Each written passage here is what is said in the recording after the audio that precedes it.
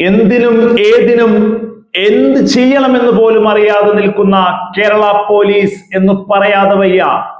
കഴിഞ്ഞ ദിവസം കണ്ണൂരിലേക്ക് വന്ദേ ഭാരതിൽ കയറാനായി തിരുവനന്തപുരം റെയിൽവേ സ്റ്റേഷനിൽ എത്തിയപ്പോൾ അകാരണമായി അന്യായമായി പിണറായി വിജയന്റെ ഡ്രൈവർ അനൂപിനെ ആക്രമിക്കുന്ന നിലയുണ്ടായി. കഴുത്തിന് പിടിച്ചു തള്ളി. അവിടെ കൃത്യമായി നേതാക്കൾക്ക് പാർക്ക് ചെയ്യാനുള്ള കാറിടാനുള്ള സ്ഥലത്ത് ഇട്ടതിന് വലിയ രീതിയിലുള്ള പ്രതിഷേധവും വലിയ രീതിയിലുള്ള എതിർപ്പും പോലീസ് പ്രകടിപ്പിച്ചു എന്ന വാർത്തയാണ് ഇപ്പോൾ പുറത്തു വരുന്നത് എന്നുള്ളതാണ്. DGPയോട് കൃത്യമായി പരാതി അനൂപ് രേഖപ്പെടുത്തിയിട്ടുണ്ട്. അതിന് കൃത്യമായ ഒരു തീരുമാനം വന്നില്ലെങ്കിൽ, നടപടി വന്നില്ലെങ്കിൽ പ്രതിപക്ഷ നേതാവ് പിണറായി തന്നെ ഈ വിഷയത്തെ വലിയ രീതിയിൽ മുൻഗണനയ്ക്കെടുത്ത് കാര്യങ്ങൾ മുമ്പോട്ട് കൊണ്ടുപോകും എന്നാണ് ഇപ്പോൾ പുറത്തു വരുന്ന വാർത്തകൾ. എന്താണ് നിങ്ങൾ നോക്കൂ, ഒരു പോലീസ് പട ED എന്ന് പറയുന്ന ഉദ്യോഗസ്ഥ സംഘം പിണറായിയുടെ വീട്ടിൽ നിന്ന് ഇറങ്ങി പുറത്തേക്ക് വരുമ്പോൾ വലിയ രീതിയിലുള്ള അക്രമത്തിന് ഇരയായി. അതിനൊന്നും ചെയ്യാൻ കഴിയാതെ ഇങ്ങനെ കൈകെട്ടി നിൽക്കേണ്ടി വന്ന പോലീസ് പട, ഇന്നും ഒരു ന്യായീകരണം അതിന് കണ്ടുപിടിക്കാൻ പറ്റാത്ത പോലീസ് പട. നോക്കൂ നിങ്ങൾ, SFIക്കാരെ ആഭ്യന്തരമന്ത്രി പ്രവേശനോത്സവത്തിന് വരുമ്പോ കോഴിക്കോട്ട് കരുതൽ തടങ്കലിലാക്കിയ പിണറായി വിജയന്റെ ഡ്രൈവറെ അന്യായമായി ആക്രമിക്കുകയാണ്.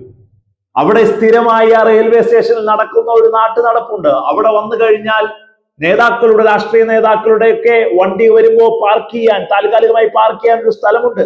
ആ സ്ഥലത്ത് പാർക്ക് ചെയ്യുമ്പോൾ പോലും ശക്തമായ പ്രതിഷേധത്തിലേക്ക് പോലീസ് കടന്നു പോകുന്നു.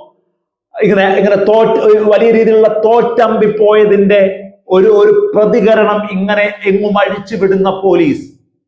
കഴിഞ്ഞ 5 വർഷക്കാലം പോലീസിനെ കൃത്യമായി മുന്നോട്ട് കൊണ്ടുപോയി, പോലീസിന്റെ പ്രവർത്തനങ്ങളെ കൃത്യമായി മുന്നോട്ട് കൊണ്ടുപോയ ഒരു ആഭ്യന്തര വകുപ്പ് ഇന്ന് രമേശ് ചെന്നിത്തലയിലേക്ക് എത്തുമ്പോ ആദ്യം തന്നെ ഇന്ത്യയിൽ ആദ്യമായി ED ആക്രമിക്കപ്പെട്ടു, അതിന് കൈയും കെട്ടി നോക്കി നിൽക്കേണ്ടി വന്ന കേരള പോലീസ് എന്ന പഴി കേട്ടത് കൊണ്ടാണ് ഇത്രമേൽ വലിയ അപകർഷതാബോധത്തിലേക്ക്, ഡിസ്റ്റർബൻസിലേക്ക് പോലീസും ആഭ്യന്തര വകുപ്പും പോയത് എന്നുള്ളതാണ്. അതിനിങ്ങനെ അക്രമം പോലീസ് തന്നെ അഴിച്ചുവിട്ടിട്ട് കാര്യമില്ലല്ലോ. പോലീസ് സംയമനം പാലിക്കേണ്ട സമയം ഇതാണ്. അല്ലാതെ EDയെ കാറിലിരുത്തി ആക്രമിക്കുന്ന അവസരത്തിൽ ആഭ്യന്തരമന്ത്രി പറയുന്ന തട്ടുപൊളിപ്പൻ ന്യായം പോലെ പോലീസ് സംയമനം പാലിച്ചതാണെന്ന് അന്ന് പറഞ്ഞിട്ട് കാര്യമില്ല. അന്ന് സംയമനം പാലിക്കാതെ, അതിനെ കൃത്യമായി നിയന്ത്രിക്കാൻ കഴിയാതെ പോലീസ് ഇന്ന് സംയമനം പാലിക്കാതെ പ്രതിഷേധങ്ങൾ വലിയ രീതിയിൽ ഇങ്ങനെ അഴിച്ചുവിടുന്ന കാര്യമാണ് കാണുന്നത് എന്നുള്ളതാണ്. SFI നേതാക്കൾ അവിടെ വന്ന് യാതൊരു തരത്തിലുള്ള പ്രകോപനവും ഉണ്ടാക്കിയിട്ടില്ല. ആഭ്യന്തരമന്ത്രി കോഴിക്കോട്ട് എത്തിയിട്ടുമില്ല. പക്ഷേ കരുതൽ തടങ്കലിലായി. പിണറായി വിജയനോടുള്ള എതിർപ്പ് അദ്ദേഹത്തിന്റെ ഡ്രൈവറോട് അന്യായമായ പ്രതിഷേധത്തിലൂടെ കാണിക്കുന്നു എന്നുള്ളത്.